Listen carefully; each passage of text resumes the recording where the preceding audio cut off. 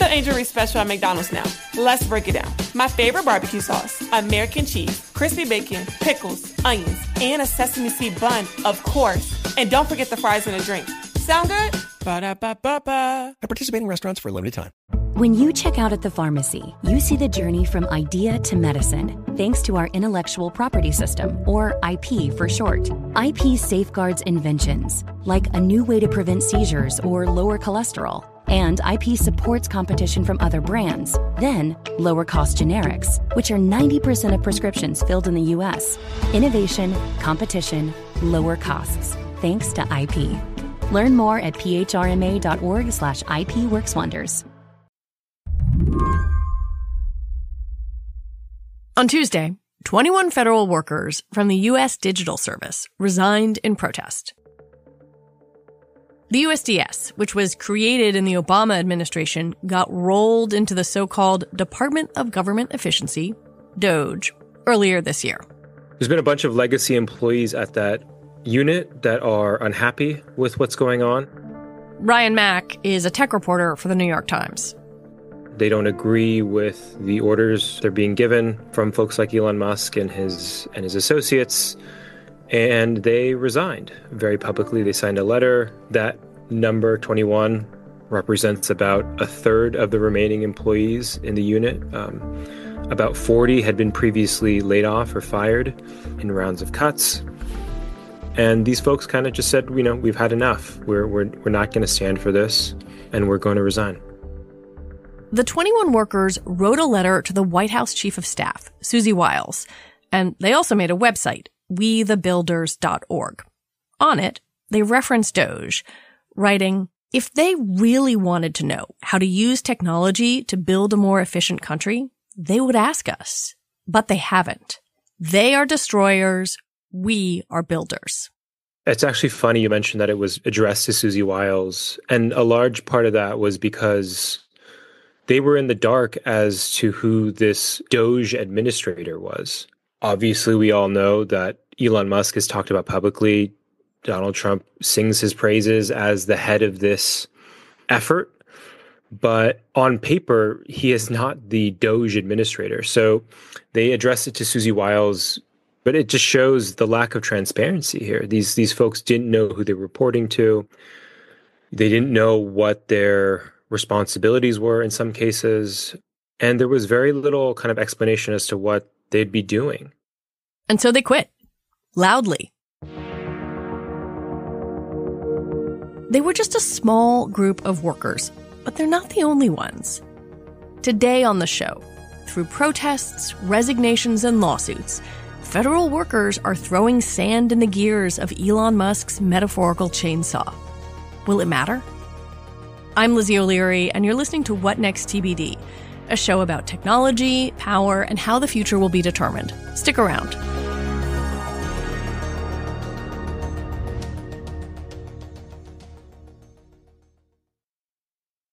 This episode is brought to you by Discover.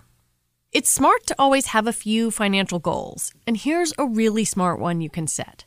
Earning cash back on what you buy every day. With Discover, you can. Get this, Discover automatically matches all the cash back you've earned at the end of your first year. Seriously, all of it. Discover trusts you to make smart decisions. After all, you listen to this show. See terms at discover.com/creditcard. I can say to my new Samsung Galaxy S25 Ultra, hey, find a keto-friendly restaurant nearby and text it to Beth and Steve. And it does, without me lifting a finger. So I can get in more squats anywhere I can. 1, 2, 3. Will that be cash or credit? Credit. 4. Galaxy S25 Ultra, the AI companion that does the heavy lifting so you can do you. Get yours at Samsung.com. Compatible with select apps. Requires Google Gemini account. Results may vary based on input. Check responses for accuracy. Over the past few weeks, staffers from DOGE have fanned out across federal agencies. And despite pledges of transparency, there isn't much. At the Consumer Financial Protection Bureau, which is meant to serve as a watchdog for the financial sector, CFPB workers took their phones out to film the DOGE staffers. They started trying to identify these folks. Who are they? They're not saying their names. They're not giving their titles. They're not saying why they're here. And they wanted just to know what was going on because they were completely in the dark. The union representing the CFPB workers has filed lawsuits, saying DOGE's actions violate both worker privacy and the separation of powers. They're trying to prevent Elon and his team from doing this kind of blitzkrieg and giving the time to courts to, I guess, examine the question, are they doing legal things? Are they working within the bounds of the law? As we've reported on this show, DOGE has also been working within the Technology Transformation Services, a high-tech unit that has broad reach across government. This is kind of another high-functioning tech-focused unit, kind of similar to USDS in terms of like the people they recruit. And there we've seen a lot of resistance on Slack, folks that have resigned publicly and said, I'm not going to give access to this administrator who wants full access to these databases that have all this personal information. We've seen humorous kind of forms of resistance as well. We've talked about this fork in the road email that has gone out to employees asking them, do you want to be a hardcore committed employee to the federal government? And it's referred as the fork in the road, which is a carryover from Elon's Twitter takeover. But in response to that, a lot of employees have responded with spoon emojis on Slack. And, they put it in their usernames, displaying their distaste for pronged instruments, I guess. Let's talk about the email. Over the weekend, on Saturday afternoon, Elon Musk tweets that federal employees have to email this HR address at the Office of Personnel Management about what they had done all week. Failure to respond will be taken as a resignation, he writes. This, I know, is familiar to you since you extensively covered the Twitter takeover. He did something similar. Please reply to this email with approximately 5 bullets of what you accomplished last week. CC your manager. Don't send any classified information, yada, yada. I find the way that different agencies and employees have reacted to this to be really fascinating. Because you've got like the FBI, state, and Homeland Security. These are Trump-loyal agencies saying, nah, you don't need to reply to him. Others said, yes, you do. What does all this tell you? And like, what kind of responses, if any, were you seeing from federal employees?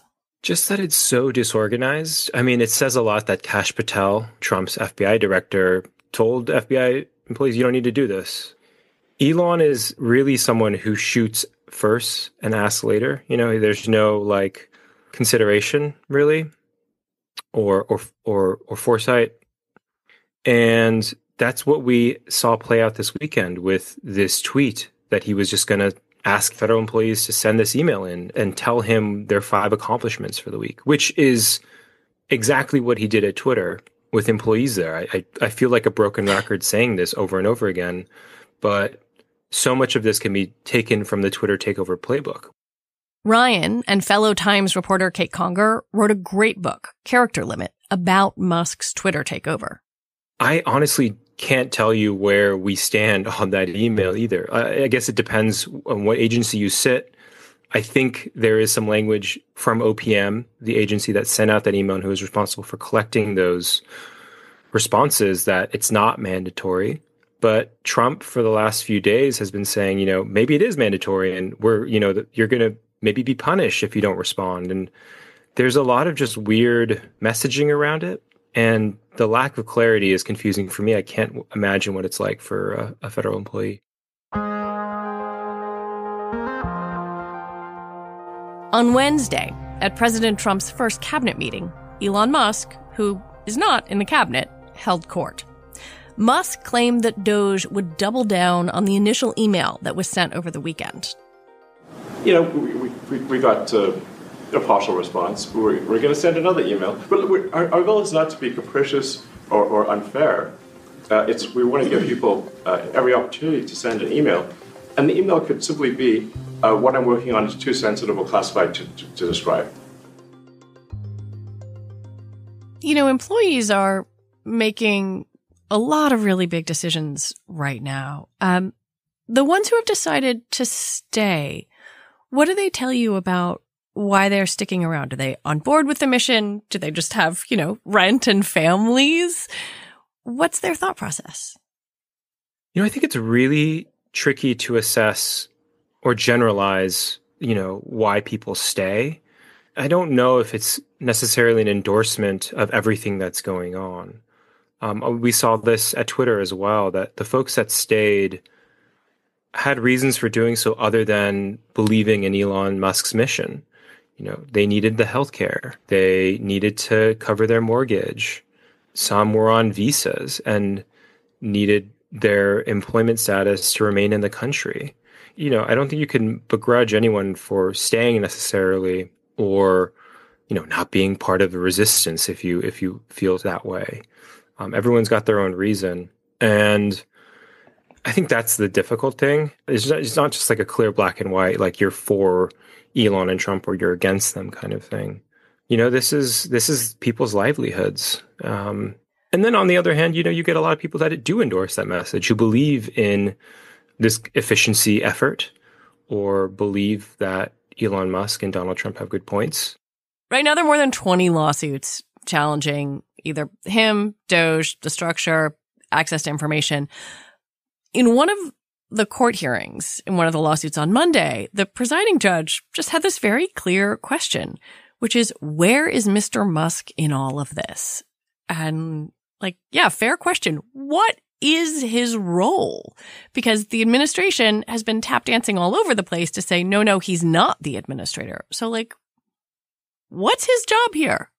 It's so strange because I could say it's very clear, but it's also not clear. There's two different answers. And what we do know is it's very clear that Donald Trump has tasked him with overseeing this effort. It's undeniable. He praises him every day for it. And so if you just look at the public statements, he's effectively, the president's most influential advisor. We've heard talk about him being like the shadow president in a way. And so from that perspective, we all have eyes. We can see it. We can see them in interviews with Sean Hannity, or on Wednesday watching them hold a cabinet meeting. Musk, in his black MAGA baseball cap, was speaking almost as if he was the president. He does refer to DOGE as his entity. And I should say, we will make mistakes. We won't be perfect. But when we make a mistake, we'll fix it very quickly. So, for example, with USAID, one of the things we accidentally canceled very briefly was Ebola prevention. I think we all want Ebola prevention. So we restored the Ebola prevention immediately, and there was no interruption. Except that's not true. Multiple news outlets have talked to current and former USAID staffers who say Ebola prevention funding has largely been cut off since last month.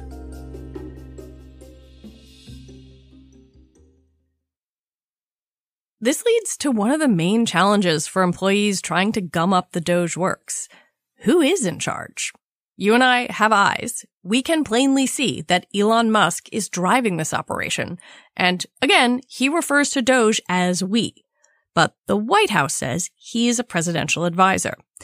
In answer to many questions from journalists and in court, the administration named someone else, a woman named Amy Gleason, as the DOGE administrator. Who is Amy Gleason, who was this week revealed to, I guess, be the administrator of DOGE? Potentially, in name only. I don't know if she was aware of that appointment coming, but she is a former USDS staffer and healthcare executive.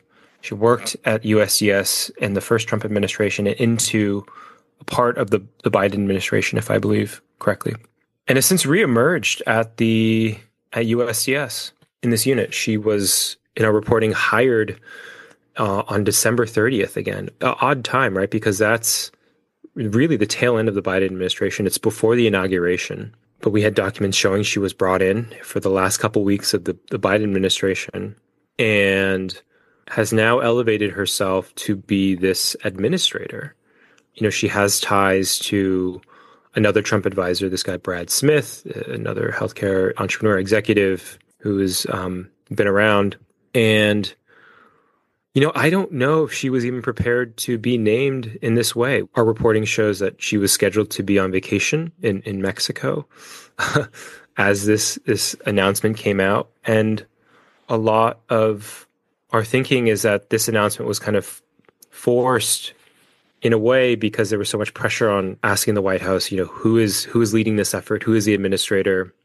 Some stuff played out in the courts recently where a judge also asked these questions as well. And so there was a lot of pressure on the White House to just name someone. And I think that's what happened here. When we come back, Ryan talks about the one thing that could slow down Elon Musk.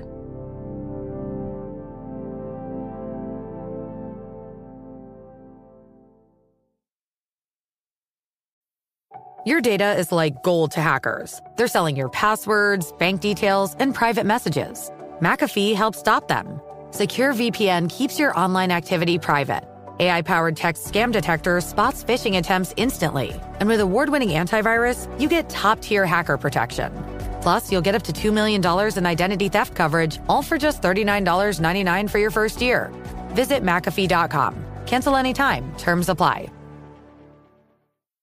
At Sierra, discover great deals on top brand workout gear, like high-quality bikes, which might lead to another discovery. Getting back on the saddle isn't always comfortable. Good news is Sierra has massage guns. And chafe wipes, too. Discover top brands at unexpectedly low prices. Sierra, let's get moving. Imagine what's possible when learning doesn't get in the way of life. At Capella University, our game-changing FlexPath learning format lets you set your own deadlines so you can learn at a time and pace that works for you. It's an education you can tailor to your schedule. That means you don't have to put your life on hold to pursue your professional goals. Instead, enjoy learning your way and earn your degree without missing a beat. A different future is closer than you think with Capella University. Learn more at capella.edu. So far, it seems that we have seen DOGE continue apace. Have you seen any evidence that any of these resignations, lawsuits, protests have interrupted their work?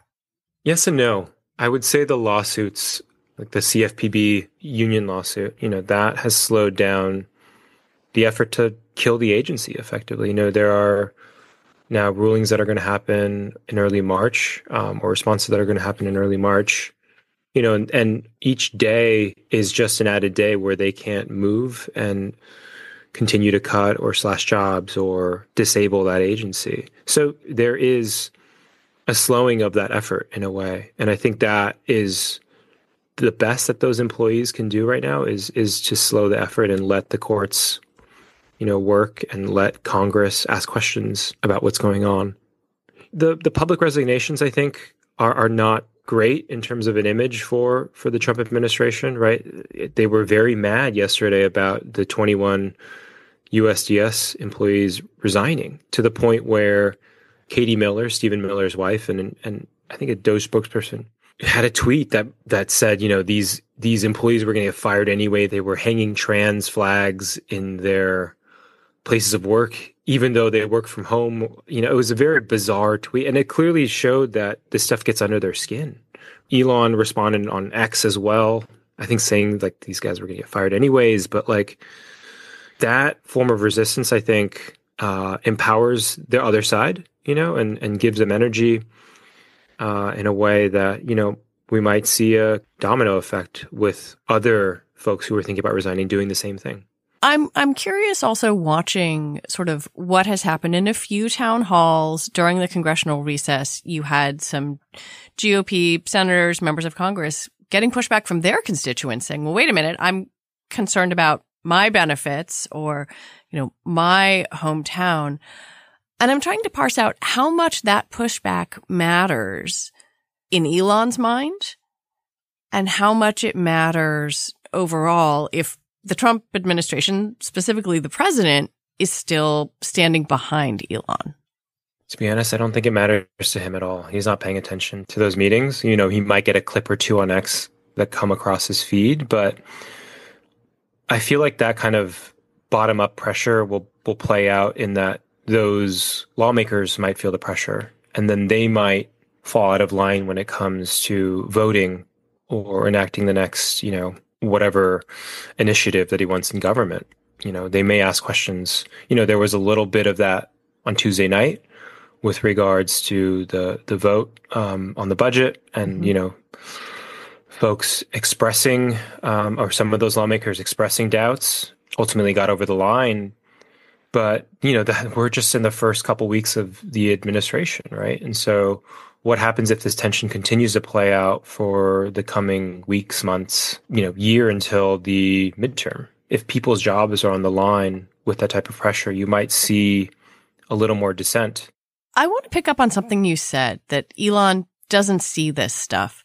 What does he see? Like, if you're Elon Musk, what's coming across the transom to you every day? What's the mindset that you're going into this with? You have to remember, this is someone who tweets now easily 150 times a day, sometimes 200. That's a lot of just tweeting. He's consistently on his phone for hours, but his worldview is shaped by what is on X and who he follows on X. And it's a lot of conspiracy theorist accounts. It's far-right accounts. It's his favored folks who clip up his interviews and, make him into memes and that kind of thing. And it's just kind of this positive feedback loop that he gets. And as someone who is the most followed account on X now, he can drive conversations on that platform. He says something and it becomes the news of the day. But by and large, he is someone that, has shaped his own information ecosystem, and that's what he sees every day.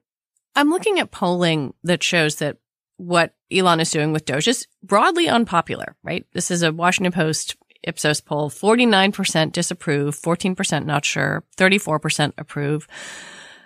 How does Elon respond to criticism, to people disapproving of him?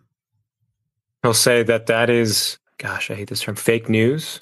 Those polls aren't real, and that the real polls are X polls. And if you want to hear the people's voice, let's take an X poll. And I'm actually going to run one myself. Do you approve of DOGE, yes or no?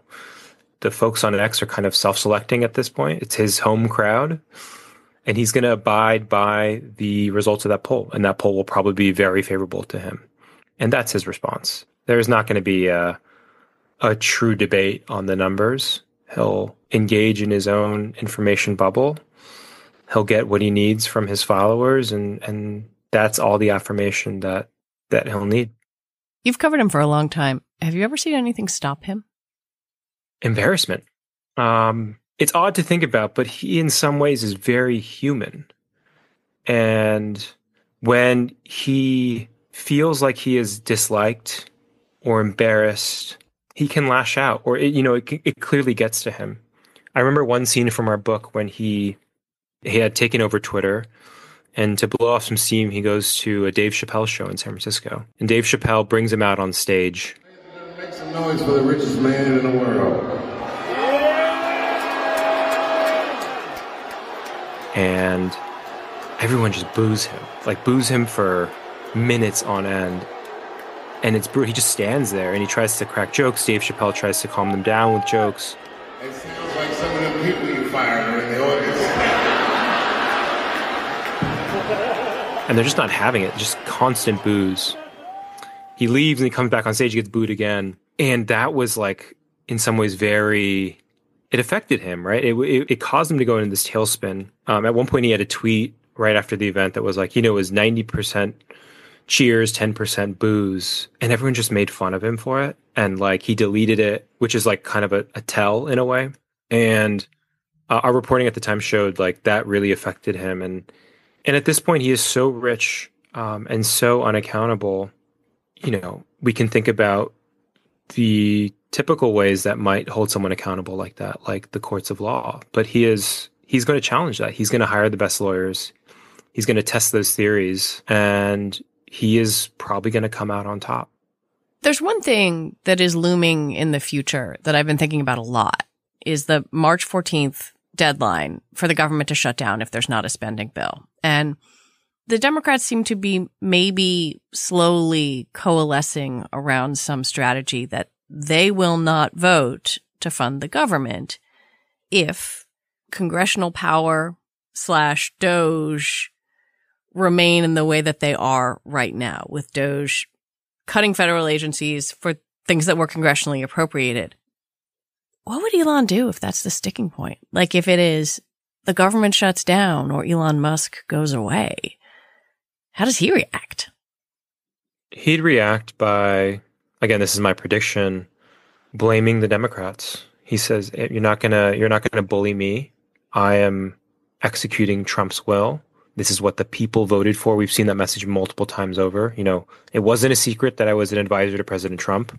I was with him every step of the way in the late stages of the election. People knew who I was, and they voted for this, and they voted for me. And therefore, I'm going to stick around. And actually, you, the Democrats, are the enemy of the people. You are forcing our government to shut down, and I will take you to task. I will hammer you on X. I'll do everything in my power to destroy you. And he's not going to relent. There's no way of negotiating with him, right? It's either his way or complete destruction. Ryan Mack, as always, I learned so much talking to you. Thank you very much. Thanks for having me. Ryan Mack is a technology reporter for the New York Times. He and Kate Conger wrote the book Character Limit about Elon Musk's Twitter takeover, and I highly recommend it. All right, that is it for our show today. What Next TBD is produced by Patrick Fort. Our show is edited by Evan Campbell. And TBD is part of the larger What Next family. And I'm going to level with you. Right now, journalism is under threat. If you want to help us keep doing what we're doing, please think about joining Slate Plus. You get all your Slate podcasts ad-free, as well as exclusive bonus content like The Discourse, which is our bonus show that covers one big thing in the online conversation. And if you're looking for another great Slate listen, I would highly recommend Monday's episode of What Next. It's a personal essay from Mary Harris about the case for a general strike across this country. All right, we will be back on Sunday with another episode all about egg prices. I'm Lizzie O'Leary. Thanks for listening.